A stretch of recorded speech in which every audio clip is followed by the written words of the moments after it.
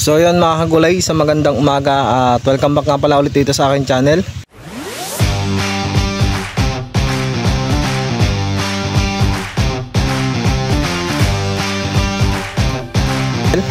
So today's video natin mga kagulay, mag-update lang po ako dito sa aking tanim na pipino. Ito po yung Legacy F1. So medyo matagal-tagal tayo nawalan ng video dito dahil medyo busy tayo sa paggagayak ng taniman ng sibuyas. So bali ngayon mga kagulay, may ginagawa po ako ngayon dito sa aking pipino, kaya nandito po ako ngayon. Yung aking ginagawa ngayon mga kagulay, nag-grass cutter ako. Ayan, so ito po yung nabili ko sa Shopee na grass cutter. So hanggang ngayon gamit ko pa siya. At ito yung aking nililinis ngayon. Ayan. At lapitan natin mga kagulay yung aking pipino at pasukin natin kung gaano na nga ba siya kakapal. At ano nga ba yung aking ginawa para makarecover ito at para magtalbos ulit ng panibago. At siyempre papakita ko sa inyo na meron na rin po ako sa nakikita dito mga kagulay ng mga bunga niya maliliit.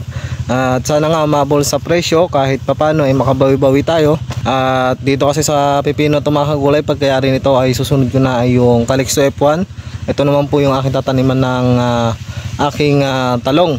So bali yung kabilang area ko, yung andito, yung may kubo dyan sa gitna na yan, eh yung po yung tataniman ko naman po ng sibuyas. Kaya Marso pa po yun para mataniman pa po ng panibagong Calixto F1. So yun po yung Calixto F1 na halos masasagip niya na yung tagulan. So ito kasi pagkayari nito mga kagulay, halos ilang months lang itong pipino, eh natataniman ko na agad siya ng Calixto F1. So ito po yung talong na pantagaraw. Dito kasi sa area ko mga kagulay, itong gilid na to, medyo mapuno kasi dito sa gilid na yan at mas mababang area to. So ibig sabihin po kahit pumahangin dito sa gawin na to, eh hindi po masyadong tinatamaan tong pipino. Kaya mas maganda rin na tamnan ito ng talong at hindi siya hirap sa hangin amihan. Hindi po katulad doon sa gawin namin na napakalakas mo ng hangin. So ito kasi medyo malayong area po ito. At ito po yung aming nakuhang sanlaan. So tara mga kagulay at ililibot ko kayo dito sa aking mga tanim na pipino. Ito na nga mga kagulay yung aking tanim na pipino. At syempre ito mga kagulay ay pinagbalagan ng sitaw. So ito po yung kanyang balag. Ayan, ito po yung baging ng sitaw at pinasundan ko po ng Legacy F1 na pipino. At ito na po yung naging resulta ng aking pag-a-apply ng mga pulyar at saka mga abono para mapagtalbos ulit itong aking pipino dahil medyo na-stress siya sa pagdaan ng mga bagyo. Kaya ngayon ito, mahabol siya at bumabangon muli para magbigay sa atin ng konting puhunan ulit sa susunod na taniman. At sana umabol nga sa presyo dahil meron na nga ako nakikita dito mga maliliit na bunga. So ito na po yung aking ina-applyan ng Goresbet 1000 Plus. Ayan, sa mga nagtatanong, kita nyo naman na napakalinis ng kanyang dahon, berdeng berde. Ayan. At syempre yung gamit yung abono dito mga kagulay ay 16-20-0. Syempre yung pampaugat at yung pampadahon. Ayan, so ito yung abono na aking nirekomenda sa ating mga kagulay, lalo na sa mga bata nating mga tanim para po magdahon at magtalbos na maganda at maglabas ng sariwang talbos. At makikita nyo po sa kanyang dahon na talagang sariwang sariwa siya. So dito mga kagulay, makikita nyo marami na siyang bulaklak kung makikita nyo. Pero ito mga kagulay kasi yung ibang bulaklak na yan wala po yan. Ito kasi itsura mga kagulay nung may bunga pero may bulaklak nga sa kanyang dulo. Pero ito mga kagulay wala po yan, bulaklak lang po yan. So hindi po ito maglalabas ng bunga. So meron pong buko na maliit yung maglalabas ng bunga kasabay ng paglaglag niya ng bulaklak. So hindi po totally na kahit marami pong bulaklak, lahat po yan ay bunga. Tulad dito mga kagulay, ayan, ito na yung bunga niya.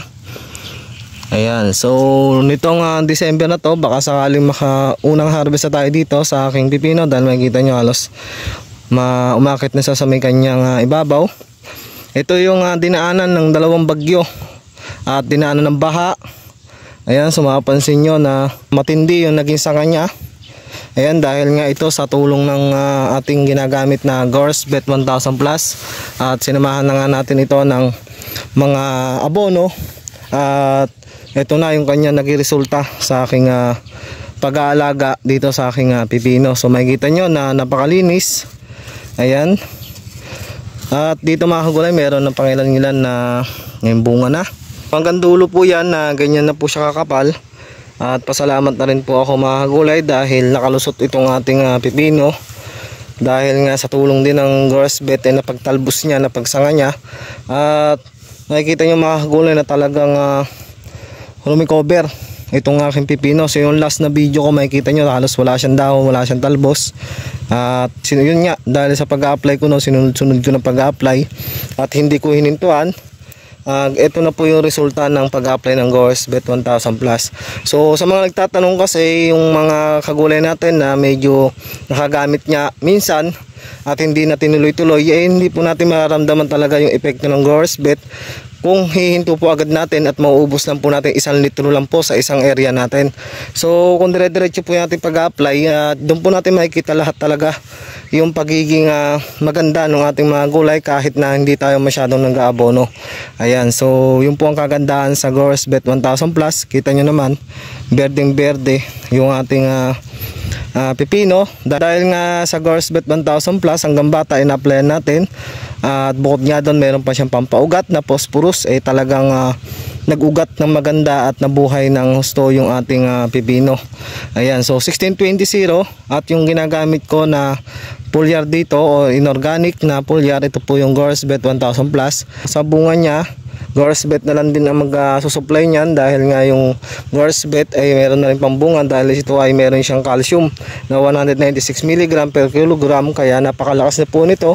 At syempre yung ilalabas sa bunga nito ay napakaganda at class A talaga. At syempre dagdag pa nga doon, pampabigat na rin to ng bunga. Kaya abangan nyo yung unang harvest ko dito sa pipino na to para po mapakita ko sa inyo kung gaano nga ba kaganda gamitin ang Goresbet 1000 plus.